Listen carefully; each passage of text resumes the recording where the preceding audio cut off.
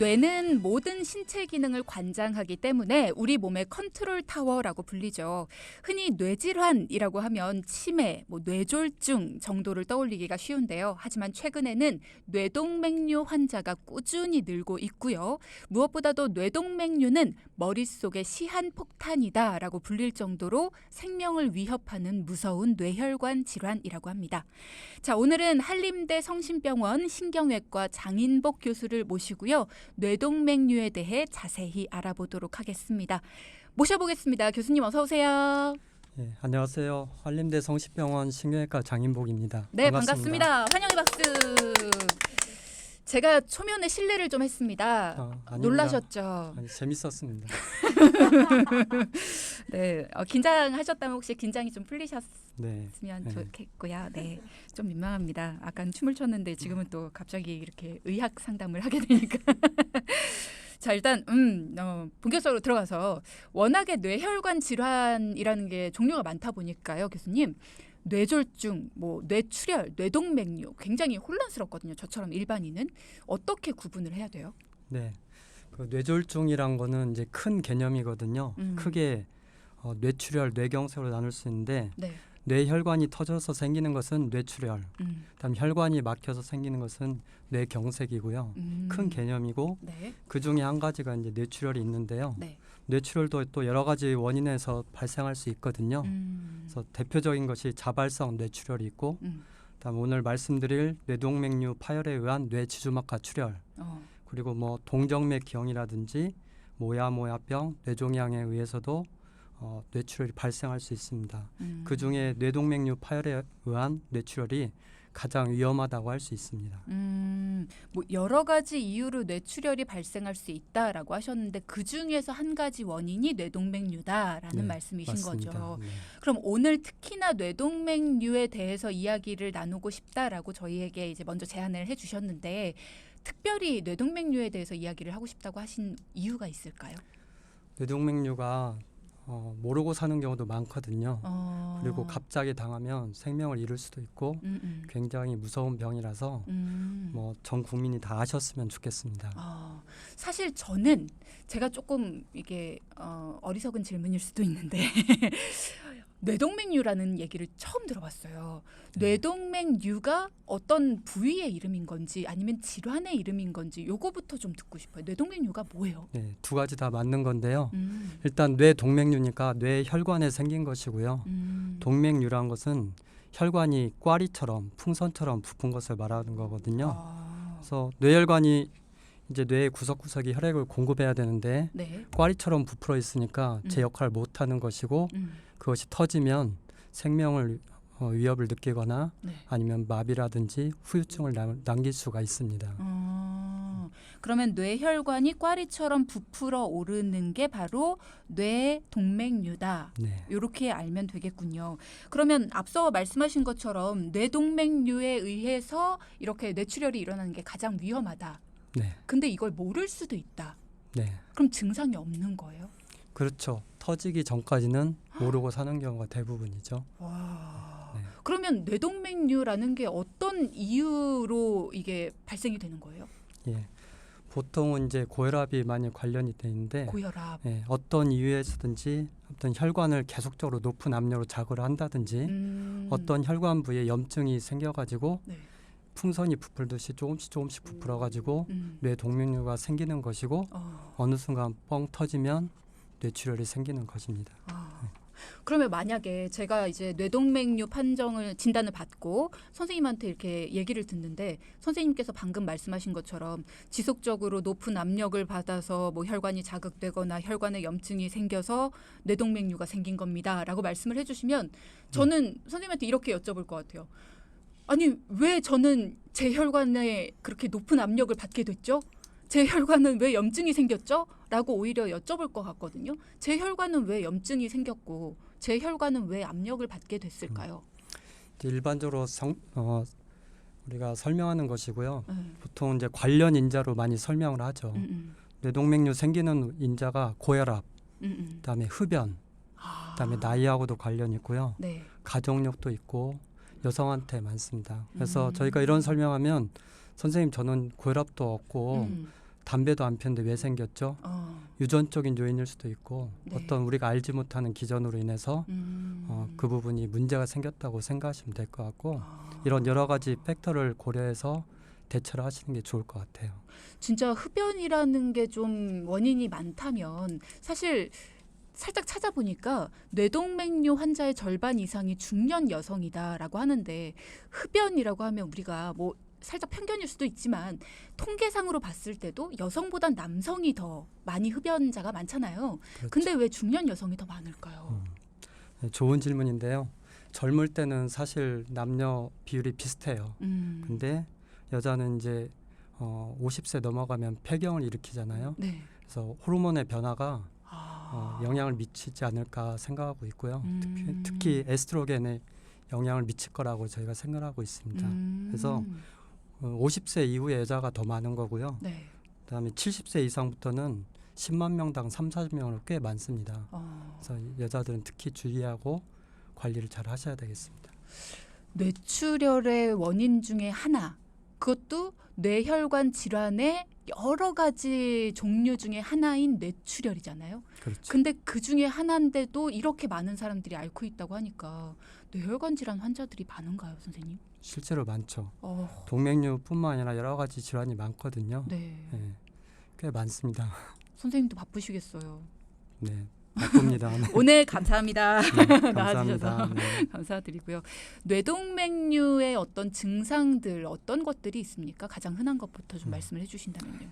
아까 대부분은 무증상이 많아요. 모르고 사는 경우가 많고 증상이 나타나는 경우는 이제 대표적인 게 두통이죠. 두통. 네, 두통이 있고 그다음에 이 두통도 터졌을 때와 안 터졌을 때로 구분해야 돼요. 터졌을 때는 보통 환자들이 말하기는 이제까지 느껴본 것 중에 가장 큰, 가장 심한 두통이었어요. 뒷목이 뻣뻣해요. 아니면 온몸이 쭉 힘이 빠져요. 그 토하기도 하고 어지럽다고도 표현하는데 그거는 이제 터졌을 때니까 당연히 누구나 알 수 있고요.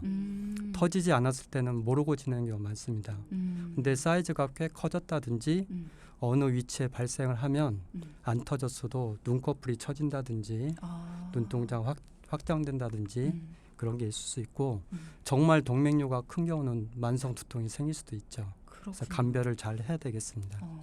그러면 두통이 평소에 좀 자주 있습니다 하시는 분들 중에서 한쪽이 좀 찌릿찌릿하고 콕콕 쑤시고 뭐 이런 좀 많이 아픈 두통 있잖아요. 그런 것도 혹시 뇌동맥류일 가능성이 있을까요? 정답은 가능성이 많이 떨어져요. 왜냐하면 실제로 우리가 1차성 두통이라고 해서 네. 편두통, 긴장성 두통 환자가 많거든요. 그래서 환자들이 그런 질문 굉장히 많이 해요. 와서 저 동맥류 아니냐, 위험한 거 아니냐 검사해보면 정상이 더 많아요. 그래서 1차성 두통이라고 하고 동맥류에 의한 것은 이렇게 오지 않고요. 네. 아까 말씀드린 대로 극심한 두통이 옵니다. 완전 차이가 나니까 감별할 수 있을 거라고 생각합니다. 제가 두통이 굉장히 자주 오거든요. 그래서 지금 살짝 무서웠었는데 이제껏 겪어보지 못한 그런 두통이라고 그렇죠. 표현을 하시니까 그렇구나. 그러면 아니겠구나라는 네. 생각에 조금은 네. 안심이 됩니다. 그러면 증상이 거의 없다라고 하니까 전조 증상이 없다라고 생각하면 되겠네요. 그죠? 전조 증상이 간혹 있긴 있어요. 어떤 게 있나요? 병원에 오기 전에 며칠 전에 갑자기 두통이 있었어요. 표현하거든요. 네. 그럼 피가 살짝 흘러가지고 그 당시에는 별 모르는데 네. 응급실 와서 CT 찍어보니까 살짝 흔적이 있는 경우도 있어요. 피가 안에서 흐르는 거잖아요. 네, 터져서 살짝 흘렀을 때는 CT상에서도 그렇게 확 드러나지 않고 환자도 멀쩡하고요. 근데 그것도 위험 사인 될 수 있으니까 아무튼 중요한 거는 두통이 심하면 꼭 병원에 오셔서 네. 전문의와 상의하는 게 좋을 것 같습니다. 그러니까 아무래도 뇌동맥류나 뇌경색 뭐 이런 것들이 왔을 때는 이게 초기 대처, 그러니까 두통이 조금 왔을 때라도 이렇게 병원에 와야 된다, 뭐 이런 말씀을 하시는데 증상이 있다 싶으면 바로 응급실로 가는 게 제일 중요할 것 같다는 생각이 들어요. 응급실에 빨리 가야 되는 그러니까 뇌혈관 질환, 뇌동맥류 말고도 응급실에 빨리 가야 되는 주요 증상은 어떤 게 있습니까? 네, 좋은 질문인데요. 일단은 대표적인 게 극심한 두통, 평소와 다른 두통, 그다음 목이 뻣뻣하거나 속이 울렁거리고 토한다든지, 그리고 온몸에 힘이 쭉 빠진다든지, 그다음에 감각이 이상이 있거나 잘 안 움직인다든지 또 말이 어눌한 경우도 있거든요. 그리고 발작 증세가 있는 경우는 무조건 병원에 오셔야 됩니다. 네. 지금 말씀 주시는 증상을 들어보니까 온열 질환자분들하고 조금 비슷하다는 생각이 들어요. 그러면 그런 분들하고 또 차이가 어떤 게 있을까요? 온열 질환은 이제 좀 고온이라든지 뜨거운 햇볕에 네. 노출됐을 때 그러는 거잖아요. 이것은 그거와 상관없이 갑자기 뭐 일하다든지 운동하다든지 쉬고 있을 때도 생길 수 있거든요. 아무튼 평소와 다른 느낌이다. 그런 경우는 꼭 병원에 오시는 게 좋겠습니다. 네. 자, 돈키호테 2부 내 몸 사용 설명서 시간 계속 이어가겠습니다. 장인복 교수와 함께하고 있고요. 뇌동맥류에 대한 이야기 계속 이어나가겠습니다. 뇌혈관 질환이라는 거는 골든타임이 중요하다라는 이야기 여러분도 많이 들어보셨을 겁니다. 그렇다면 뇌동맥류는 그리고 뇌동맥류를 비롯한 다른 뇌혈관 질환은 골든타임이 과연 몇 시간일까? 이것도 좀 궁금해져요. 네, 우리가 골든타임 얘기할 때는 되게 뇌경색 때 얘기하거든요.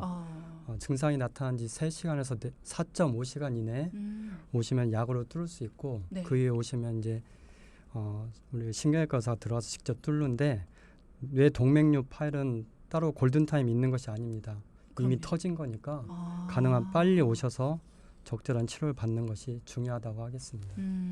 그러면 뇌동맥류는 이미 터진 거다라고 말씀을 하시는데 그럼 이거 진단은 어떻게 이루어져요? 이게 터진 게 밖에서 보이지는 않잖아요. 그렇죠. 밖에서 안 보이죠.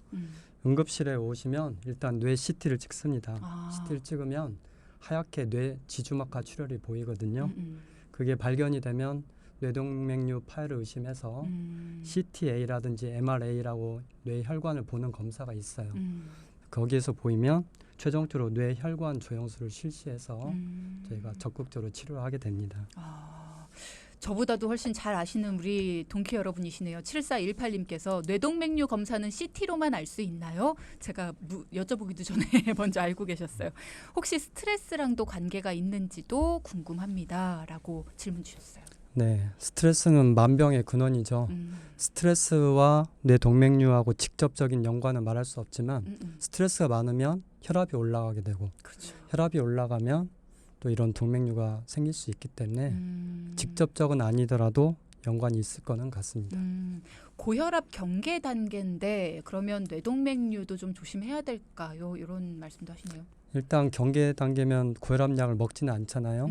언제든지 고혈압이 발생할 수 있으니까 잘 모니터링하고 고혈압이 딱 진단이 되면 바로 약을 드시는 걸 추천드립니다. 네. 환자들이 약 먹는 거 주저하거든요. 맞아요. 주저하지 말고 약을 잘 드셔야 나중에 이런 무서운 병이 생기지 않을 수가 있습니다. 맞아요. 네. 고혈압 약은 반드시 드셔야 된다. 안전성이 검증이 됐다. 이런 이야기 저희 내 몸 사용 설명서에서도 드렸었죠. 자, 고미영 님도 이런 말씀 주시네요. 저는 50대 중반 여성이고요. 술, 담배 전혀 못합니다. 폐경도 아니고요.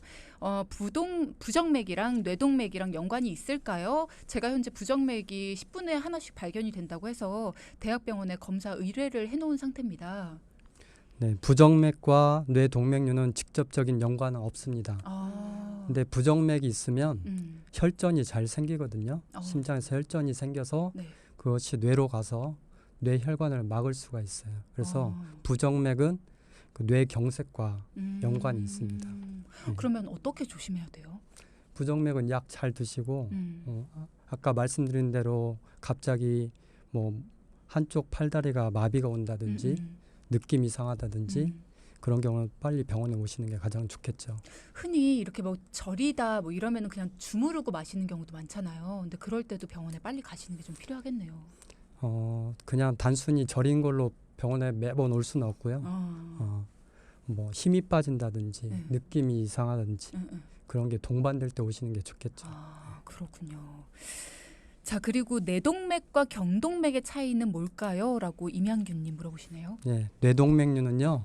그야말로 뇌혈관, 두개골 안에 있는 뇌 안에 있는 혈관이고요. 경동맥은 목에 있는 혈관을 말합니다. 근데 목 혈관하고 뇌 혈관하고 이어져 있잖아요. 그래서 일반 사람들은 헷갈릴 수 있는데 부위에 따라서 다릅니다. 목에 있느냐, 뇌 안에 있느냐 그 차이입니다. 네. 대학 수업하시는 것 같죠? 그리고 박홍규님 질문까지만 좀 상담을 드리고 잠시 후에 또 나머지 질문들은 풀어드릴게요. 혈청이 위로 올라와서 지루성 염증, 얼굴에 가끔 여드름성 염증 같은 것들도 나는데 이것도 관계가 있을까요? 라는 질문을 주셨네요. 아니죠. 요거는 아니겠죠. 예. 그렇게까지 연관 주면 한도 끝도 없고요. 그러진 않습니다. 요거는 너무 깊게 연관을 지으신 거다. 요건 괜찮다. 걱정 안 하셔도 된다라는 말씀 주셨습니다. 앞서 뇌동맥류의 원인, 뭐 증상 이런 거에 대해서 간략히 알아봤는데요. 평소에 건강하다고 생각한 사람들도 갑자기 건강검진했다가 뇌동맥류입니다 이렇게 진단을 받는 경우들이 간혹 있다고 하더라고요. 너무 걱정되실 것 같은데 이럴 때 어떻게 해야 돼요? 맞아요.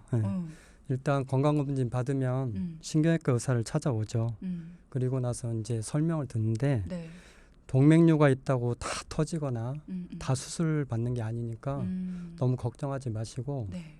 전문의와 찾아가셔서 상담을 먼저 받으십시오. 그래서 사이즈가 크거나 이상하면 정밀 검사를 하자고 할 것이고요.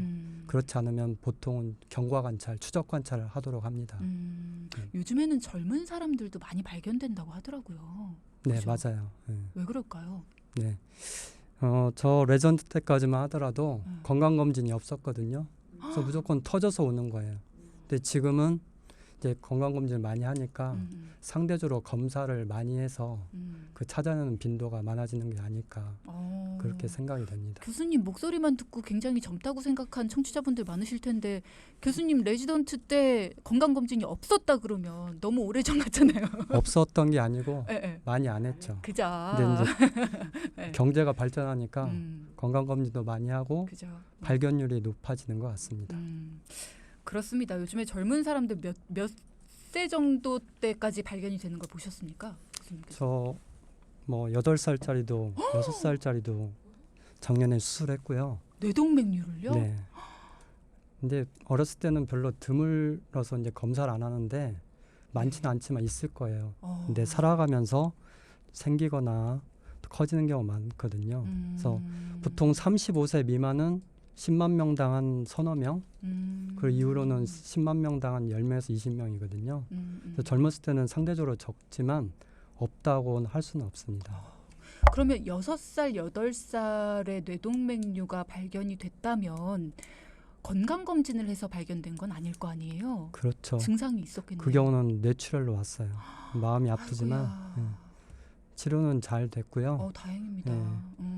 어린이들도 있을 수 있다는 거는 알고 계시는 게 좋겠어요. 진짜 증상이 있다면 빠르게 병원에 찾아가야겠네요.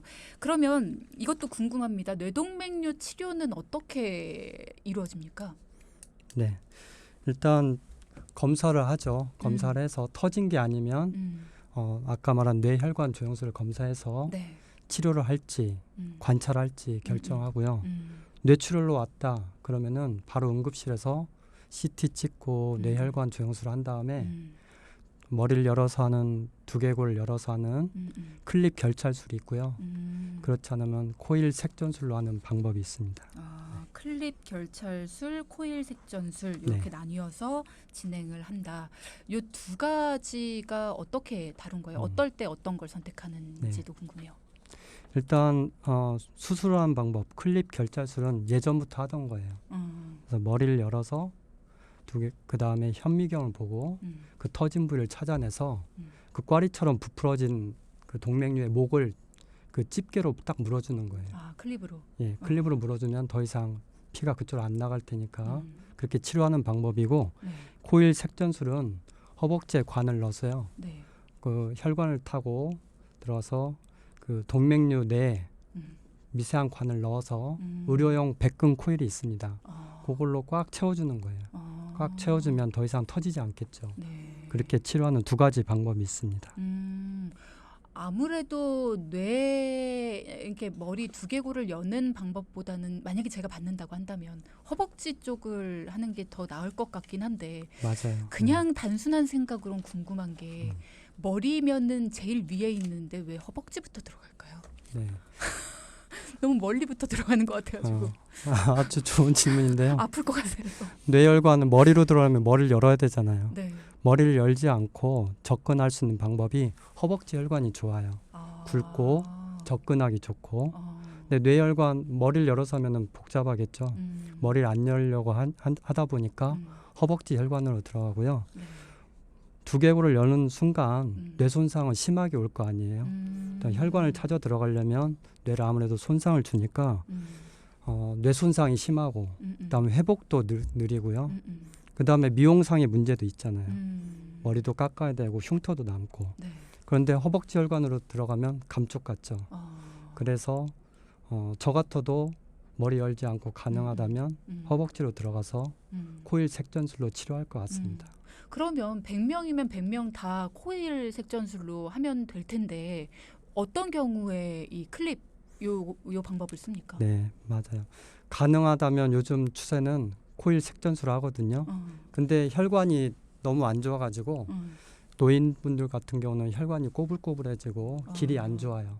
그래서 거기까지 뇌 동맥류까지 길이 안 좋아서 접근하지 못하는 경우는 머리를 열어서 해야 되고요. 그 다음에 또 동맥류 모양에 따라서 네. 또 사이즈에 따라서 맞지 않으면 수술로 하는 경우가 있습니다. 예전에는 수술이 거의 100%인데 지금은 코일 색전술 한 80% 정도 하고 20%가 수술로 하는 것 같아요. 수술 받으면 다 낫죠? 다 나았으면 좋겠는데 다 네. 낫지는 않죠. 왜냐하면 동맥류가 파열이 되면 네. 3분의 1은 죽고 3분의 1은 후유증이 남고 3분의 1이 정상생활을 한다고 돼 있거든요. 네.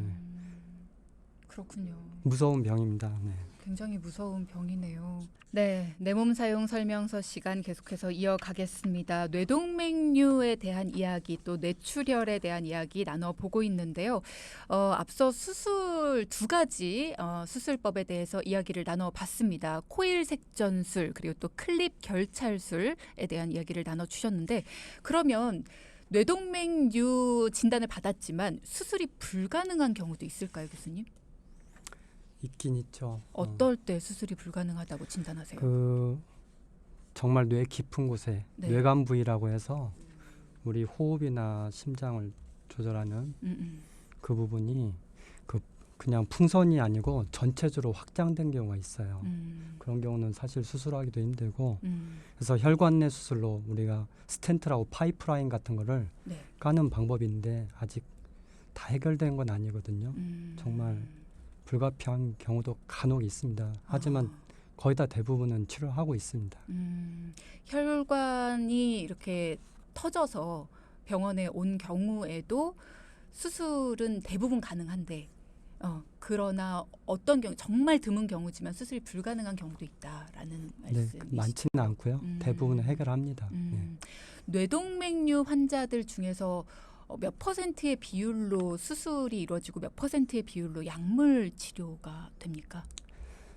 뭐 터지지 않는 경우는 대부분은 관찰하고 그다음에 커지는 경우는 치료하고요. 네. 터졌을 땐 무조건 치료를 해야 되죠.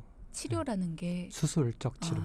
터졌기 때문에 네. 그거를 막지 않으면 재출혈로 돌아가시거든요. 그러니까 수술 뭐 아까 코일 색전술을 하든 클립 결찰술을 하든 어떤 식으로든 해결을 해준 다음에 그 다음에 약물 치료하는 거죠. 약물 치료는 그러면 수술적인 치료 이후에 이루어지는 거예요? 동시에 이루어지겠죠. 수술을 하고 나서 네. 뇌가 부을 수 있으니까 뇌약 강화제도 쓰고 혈압도 조절해주고 여러 가지 동시에 약물을 치료하게 됩니다. 그럼 경과를 볼 때에는 약물 치료는 필요가 없나요? 대부분은 이제 뭐 고혈압약, 그다음에 고지혈증약, 그다음에 혈관 연축을 억제시키는 약 그런 정도 쓰게 됩니다. 사실 뇌동맥류를 검색만 딱 해봤을 때에는 뇌동맥류가 너무나 위험한 질병이라고 알려져 있어서 이게 뭐 사망률도 높고 네. 그리고 막 시한폭탄 막 이렇게 너무 많은 수식어들이 정말 들었을 때 막 진땀이 나는 그런 수식어들이 많아서 이게 내가 만약에 이 뇌동맥류 진단을 받는다라고 하면은 눈물부터 나올 것 같은 그런 생각이 많이 들거든요. 근데 추적 관찰을 해보자라고 했을 때 조금 반항하시는 분도 있을 것 같아요. 치료 당장 해달라. 그런 분들 혹시 없으셨어요? 이제 그런 경우는 사이즈가 작은데 굳이 치료가 필요 없는데 걱정돼서 빨리 해달라고 하는 분이 있어요. 그럴 때는 수술할 때 장점, 단점, 위험성을 충분히 설명한 다음에 네. 의사의 지시를 따르도록 권유를 하죠. 혹시 기억에 남는 환자분이 또 있으실까요? 네, 아까도 말씀드렸듯이 어린아이가 기억에 참 많이 남는 것 같아요. 아이를 키우다 보니까 어린아이가 뇌출을 오면은 남의 일 같지가 않고 한 작년에 8살짜리 애가 왔거든요. 뇌출을 하는데 치료 잘 됐고 네. 또 한 분은 40대 초반 남자분이었는데 뇌출을 와서 치료를 잘 했는데요. 의식은 있는데 마비가 와가지고 정말 괴롭더라고요. 신경외과 의사 참 외로운데 그런 환자들 보면서도 괴로웠는데 기도도 많이 하고 했는데 다행히 몇 달 후에 걸어서 내원했어요. 그래서 다행이다. 너무 감사했고요. 네, 기억에 너무 남습니다. 네. 아까 3분의 1은 이제 사망을 하시고 3분의 1은 후유증이 남고 3분의 1은 완치가 되고 이런 말씀하셨어요. 어떤 후유증을 앓으세요? 위치에 따라서 다른데 네. 대부분은 이제 한쪽 팔다리가 마비가 된다든지 또 뇌를 건드리니까. 네, 언어 중추가 있는 데가 이상이 생기면 언어 장애가 온다든지 네, 그런 게 대표적이죠. 그렇게 되면 아무래도 나는 최선을 다했지만 의사 선생님으로서 이제 그 설명해 주시고 하실 때 많이 괴롭죠. 네. 어려우시겠어요. 근데 또 한편으로는 깨끗하게 나은 경우도 많거든요. 그렇죠. 네, 제가 맨날 얘기하는데 천국 문턱까지 갔다 오는 병이다. 그렇게 말씀을 드리고요. 또 멀쩡하게 사는 분들도 많아서 감사하고 있습니다. 네. 뇌동맥, 뇌혈관 CT 검사는 최소 1년에 한 번씩 검사를 해봐야 될까요? 이거 예방을 하려면 어느 정도에 한 번씩 검사를 해보는 게 좋을까요? 네, 아주 중요한 질문인데요. 파열되지 않았을 때 이제 건강검진서 들고 오잖아요. 저 같은 경우는 크지 않으면 일단 1년 후에 다시 똑같은 검사를 합니다. CTA라든지 MRA를 찍어서 네. 같은 조건으로 찍어봐서 크기가 커지면 입원해서 정밀 검사를 하고요. 크기가 비슷하다 네. 그럴 때는 이제 그 다음부터 2년에 한 번, 3년에 한 번 인터벌 좀 늘리고 있어요. 그래서 정확하게 뭐 정답은 없는데 상황에 따라서 네. 2년 내지 3년에 한 번 정도 하면 좋을 것 같습니다. 그러면 만약에 가족력이 있어요. 뭐 외가나 친가나 뭐 이렇게 혈관 질환을 조금 뇌혈관 질환을 앓으신 분들이 있다. 그럼 이게 가족력도 있다고 하셨으니까 그러면 검사를 한 번쯤은 해보는 것이 필요할 거고 그럼 몇 살 정도에 해보는 게 좋을까요? 보통은 저희가 한 40대 이후부터 권하죠. 젊었을 때 하면 좋은데 굳이 그렇게까지는 할 필요 없을 것 같고 40대 넘어가면 기본적으로 해보는 게 좋을 것 네, 같습니다. CT 한 번 정도는. MRI나 CTA라고 있어요. A가 혈관을 의미하는 거거든요. 단순 CT나 단순 MRI로는 몰라요. 그래서 MRI 플러스 MRA, CT 플러스 CTA를 하면 혈관까지 다 볼 수 있으니까 다 커버가 될 것 같아요. 네. 그렇군요. 이거 안 여쭤봤으면은 큰일 날 뻔했습니다. 이미자님께서 이런 말씀해 주셨네요. 모든 의사 선생님들 다 대단하신데 신경외과 쪽 의사 선생님이 최고로 대단하신 것 같습니다. 우리 뇌가 진짜 복잡하다고 하는데 라는 말씀해 주셨네요. 약간 감동의 미소를 교수님께서 네. 지어주셨어요. 그리고 20년 전부터 가끔씩 머리를 송곳으로 찌르는 것처럼 아플 때가 있는데요. 계속 그런 건 아닌데 통증이 시작되면 그날 하루 종일 아프고 자고 일어나면 괜찮아지긴 하는데 통증이 오는 곳을 손으로 누르면 아프기도 합니다. 며칠씩 아픈 게 아니라 그냥 지내곤 있는데 이거 괜찮은 걸까요? 라고 2914님. 괜찮을 것 같습니다. 괜찮을 것 같은데 네. 교과서에도 나와 있지만 그래도 CT나 MRI를 찍어서 큰 병이 없다는 것을 확인한 다음에 네. 이제 생활 습관이라든지 그런 걸 점검하는 게 좋을 것 같고요. 그래도 한 번은 검사하시는 것을 추천드립니다. 다시 한번 그 혈관까지 보는 게 어떤 거라고 하셨죠? CTA, MRA. CTA, MRA. 요즘 환자분들도 많이 아시더라고요. 네. 그러면 매일 저녁으로 이렇게 혈압 조절하는 게 좀 필수니까 이게 보면은 매일 아침 저녁으로 하루에 2번씩 혈압 측정해라 뭐 이런 얘기 있던데 이게 2번씩 재야 되는 이유가 특별히 있습니까? 아니 꼭 그런 건 아니고요. 어떻게 하루에 2번을 매일 잴 수 있겠어요. 그죠. 저 같으면 네. 하루에 한 번이라도 일정한 시간에 오전이면 오전, 오후면 오후 편한 시간에 매일 적어 체크하시는 것을 추천드립니다. 꾸준히 같은 시간에 재보는 거를 추천한다. 이왕이면 수첩에 적어서 아. 담당 선생님께 보여주세요. 아. 훨씬 더 도움이 될 거예요. 아, 그렇군요. 네. 일상에서 뇌혈관 질환을 예방할 수 있는, 특히 오늘 뇌동맥류에 대해서 이야기를 나눠봤으니까 이렇게 예방할 수 있는 어떤 생활 수칙 이런 것들이 있다면 좀 알려주시면 네. 좋을 것 같아요. 네. 의사들이 맨날 하는 거 있잖아요. 식사 잘하고 아, 잠 잘 주무시고 네. 그다음에 규칙적으로 운동하시고 어려워요. 아까 어려워요. DJ분처럼 네. 즐겁게 생활하시는 게 가장 좋을 것 같습니다. 아모르 파티 틀어놓고 춤추시면 됩니다. 아, 그렇군요. 참 술 담배 아, 술 꼭 담배. 하지 마시고요. 네. 어려운 얘기만 하시는 것 같습니다. 자, 이제 내 몸 사용 설명서 마칠 시간이 다가오고 있는데요. 끝으로 평소에 뇌혈관 건강을 위해서 당부하고 싶은 이야기가 있으셨거나 아니면 환자분들에게 항상 해주는 이야기가 있으시다면 혹시? 네. 네. 마음을 편히 갖는 게 가장 좋을 것 같고요. 음. 좀 느긋하게 여유를 가지시길 바랍니다. 그 환자분들 보면은 막 급한 분들 많이 있으시거든요. 여유롭게 가지시고 혈압은 꼭 관리하시고 담배는 무조건 하지 마시고 술은 좀 논란이 있지만 가능한 적게 하시고 잠 잘 주무시는 게 굉장히 중요할 것 같아요. 수면이 저는 중요하다고 생각합니다. 네. 네. 네, 오늘 내 몸 사용 설명서 시간 신경외과 전문의 장인복 교수와 함께했습니다. 고맙습니다. 감사합니다. 네.